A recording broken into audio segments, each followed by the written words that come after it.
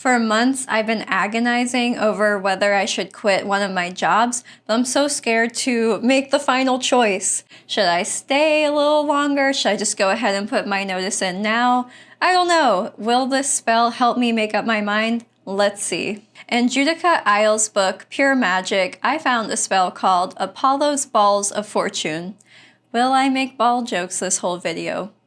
We're gonna have to wait and see. The author says this spell was inspired by a practice at Apollo's ancient temples, where you could buy little baked balls of bread that had fortunes inside. This makes sense for two reasons. One, Apollo was thought of as the guardian of grain. Two, Apollo is often associated with divination because the temple of Apollo at Delphi was known for its prestigious oracles. An oracle is a person, such as a priestess of ancient Greece, through whom a deity is believed to speak. And this includes giving prophecies. During the 7th century before Common Era, all the way through the 4th century Common Era, the Oracle of Delphi was the most authoritative oracle among all the Greeks, meaning she was one of the most powerful women of the classical world, which is very sexy. Okay, back to the spell. You can do this spell, I guess, traditionally by making little balls of dough.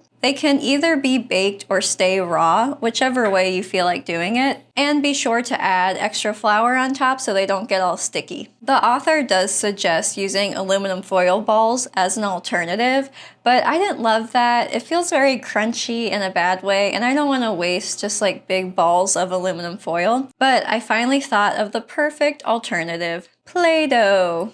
So let's make some Apollo's Play-Doh balls of fortune.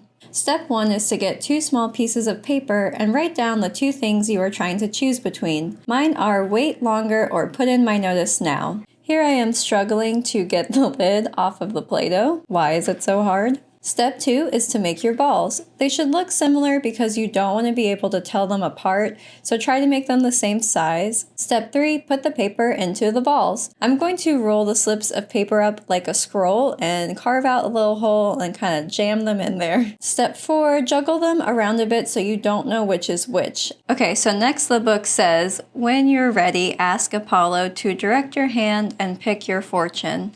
Oh my gosh, this is so hard. Like I'm like constantly thinking in my mind, like which one should I pick?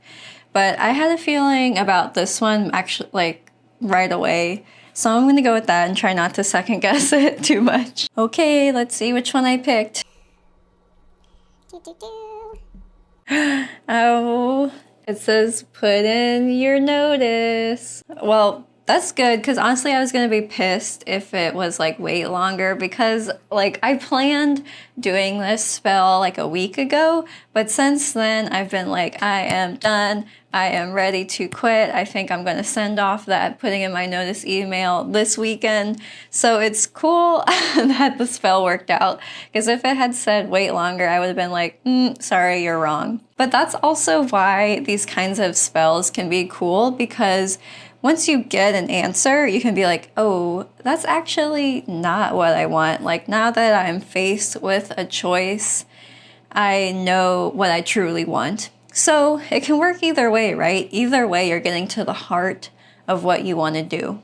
But I guess it's time for me to go draft that email, so I will see y'all next time. And if you have someone in your life who's having a hard time choosing between 2 options, send them this video. Maybe it will help them decide.